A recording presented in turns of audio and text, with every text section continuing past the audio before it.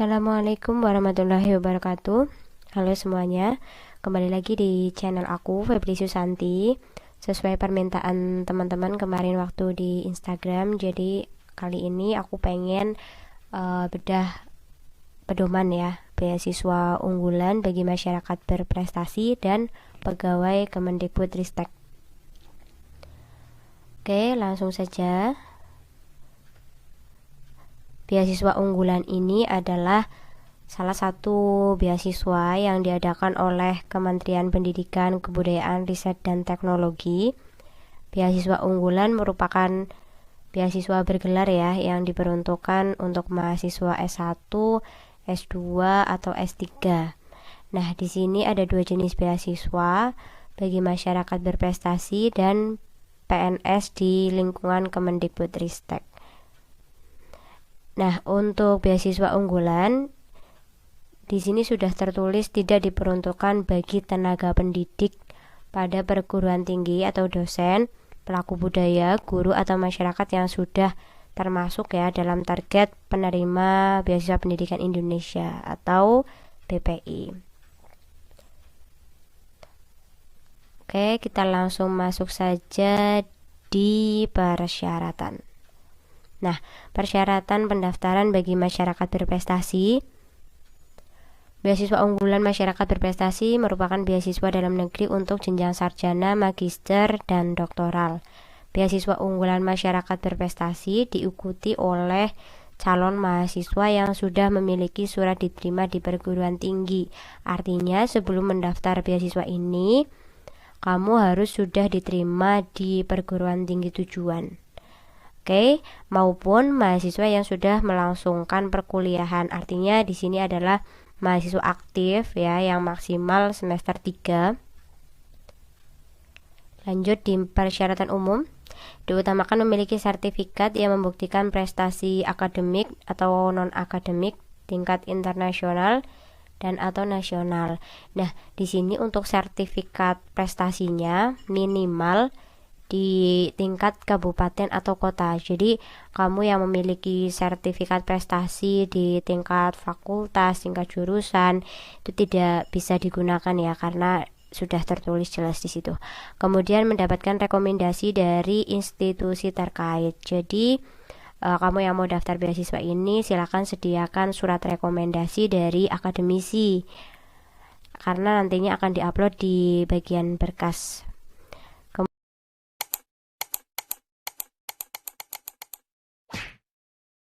Kemudian yang ketiga, tidak sedang menerima beasiswa sejenis dari sumber APBN atau APBD dengan komponen pembiayaan yang sama.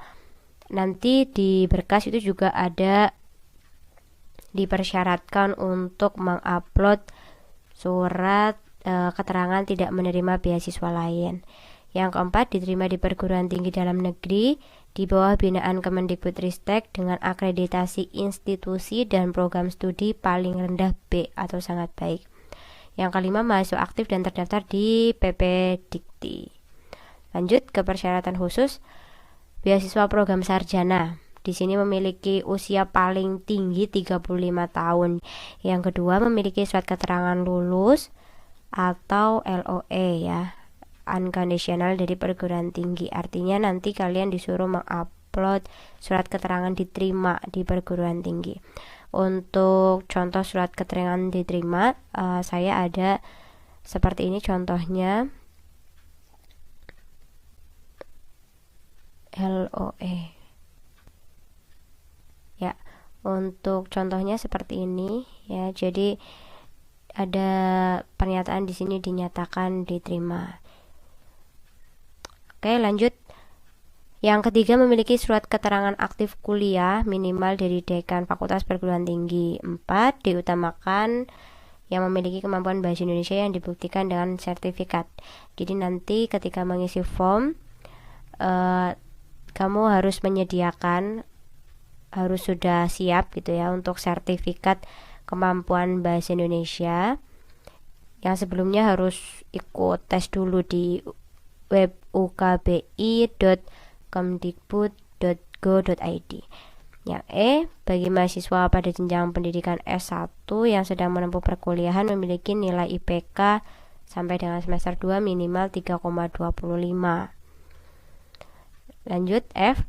Nah, ini untuk isai kamu disuruh membuat isai untuk yang mendaftar S1.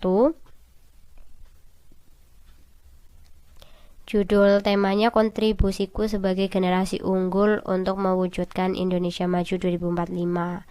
Dan minimal isai itu terdiri dari 1000 kata. Lanjut ya, untuk beasiswa program magister. Bagi kamu yang mau daftar program magister atau S2 memiliki usia paling tinggi 40 tahun. Yang B memiliki surat keterangan lulus, sama ya, berarti LON conditional dari perguruan tinggi.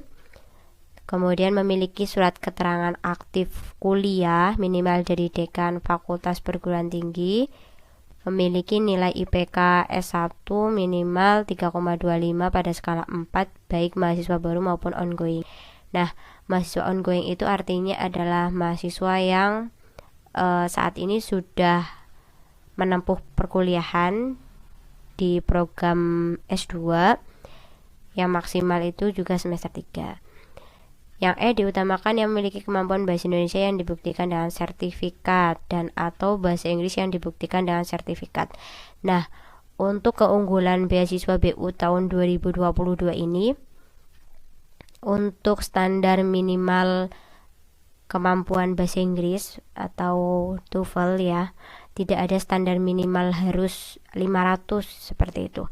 Di tahun-tahun sebelumnya untuk mendaftar beasiswa BU sendiri standar TOEFL-nya 550. Nah, untuk di tahun 2022 ini sangat berpeluang sekali bagi kamu yang memiliki skor di bawah itu gitu ya. Lanjut yang F, memiliki proposal rencana studi yang berisi alasan mengambil program studi yang dipilih dan rencana penelitian tugas akhir. Nah, untuk isai dan proposal rencana studi saya ada contohnya. Next kita akan bahas untuk isai dan proposal rencana studi, nanti akan saya jabarkan ya terkait ini. Kemudian yang G, karya tulis berupa isai atau karangan menggunakan bahasa Indonesia dengan ketentuan temanya hal yang sudah diperbuat untuk bangsa dan minimal 1500 kata. Untuk kelengkapan berkas yang harus disiapkan sebelum kamu mendaftar beasiswa ini, yang pertama KTP, 2 KTM ya, ini untuk mahasiswa ongoing. Yang ketiga LOE atau surat keterangan diterima. Yang keempat surat keterangan aktif kuliah. Kelima KHS semester 1 dan 2, ini khusus mahasiswa yang ongoing. Yang 6 ijazah dan transkrip nilai terakhir khusus untuk jenjang magister dan doktor. Yang ketujuh sertifikat bahasa Indonesia dan atau bahasa Inggris. 8 proposal rencana studi bagi program magister yang berisi rencana perkuliahan dan SKS per semester yang akan ditempuh hingga selesai studi. Topik apa yang akan ditulis dalam tesis, deskripsikan aktivitas di luar perkuliahan yang akan dilakukan selama studi, dan bagaimana implementasi hasil studi masyarakat. Yang ke-9, proposal penelitian disertasi bagi program doktoral. 10 surat rekomendasi dari akademisi atau institusi terkait. 11 surat pernyataan tidak sedang menerima beasiswa sejenis dari sumber APBN. Yang ke-12 sertifikat prestasi minimal tingkat kabupaten.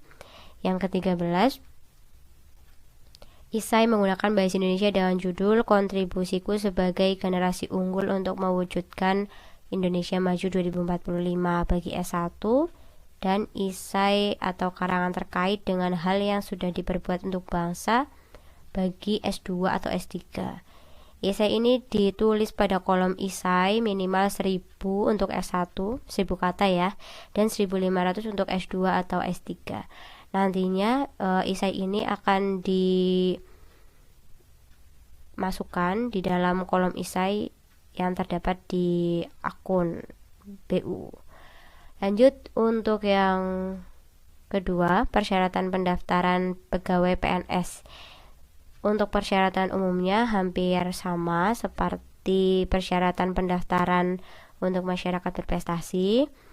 Namun ada beberapa yang membedakan seperti di sini kalau di masyarakat berprestasi ada surat rekomendasi dari akademisi. Di bagian PNS ya, di bagian persyaratan untuk PNS di Kemendikbudristek ada diusulkan oleh pejabat pimpinan pratama atau eselon 2 di unit kerja tempat bekerja. Yang ketiga, mendapat persetujuan dari pejabat pimpinan.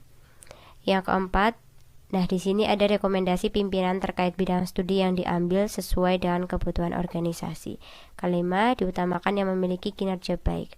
Lanjut untuk persyaratan khusus beasiswa program magister untuk pegawai PNS ya di lingkungan Kemendikbudristek. Pendaftar memiliki usia maksimal paling sedikit 3 kali waktu normatif program studi pada jenjang S2 dan S3 sebelum batas usia pensiun jabatan. Yang B, diterima di perguruan tinggi dalam negeri di bawah binaan Kemendikbudristek, sama ya, jadi harus sudah diterima di perguruan tinggi tujuan. Yang C, memiliki IPK S1 minimal 3 pada skala 4. Membuat proposal rencana studi yang berisi alasan mengambil program studi yang dipilih dan rencana penelitian tugas akhir. Yang E, diutamakan yang memiliki kemampuan bahasa Indonesia yang dibuktikan dengan sertifikat dan atau bahasa Inggris yang dibuktikan dengan sertifikat. Nah, untuk beasiswa program doktoral untuk pegawai PNS ya. Yang pertama, pendaftar memiliki usia maksimal paling sedikit 3 kali waktu normatif program studi pada jenjang S2 dan S3 sebelum batas usia pensiun jabatan.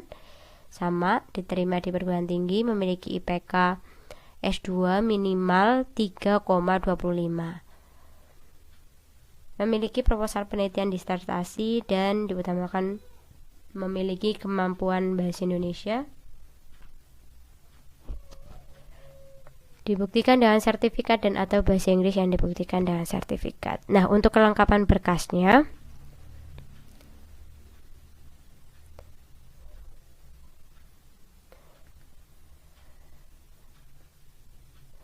KTP, LOE, surat keterangan aktif kuliah, ijazah, sertifikat bahasa Indonesia, proposal rencana studi bagi program magister, kemudian proposal penelitian disertasi bagi program doktoral, surat rekomendasi dari pejabat unit utama, surat persetujuan dari pejabat pimpinan pratama, surat pernyataan tidak sedang menerima beasiswa lain, surat pernyataan pegawai Kemendikbudristek di sini sesuai format, dan yang terakhir dokumen sasaran kinerja pegawai atau SKP 1 tahun terakhir.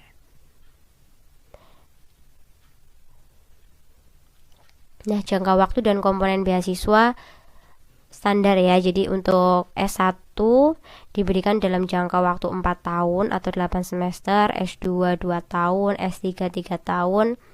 Jenjang sarjana, magister, doktoral yang ongoing diberikan untuk sisa masa studi yang akan dilaksanakan sampai batas waktu sesuai periode di atas. Artinya nanti beasiswa yang akan diberikan oleh BU ini diberikan untuk sisa masa studi. Jadi di semester 4 ya, di semester 4 terakhir. Komponen beasiswanya untuk S1, S2, dan S3. Bagi masyarakat berprestasi ada biaya pendidikan, biaya hidup, biaya buku.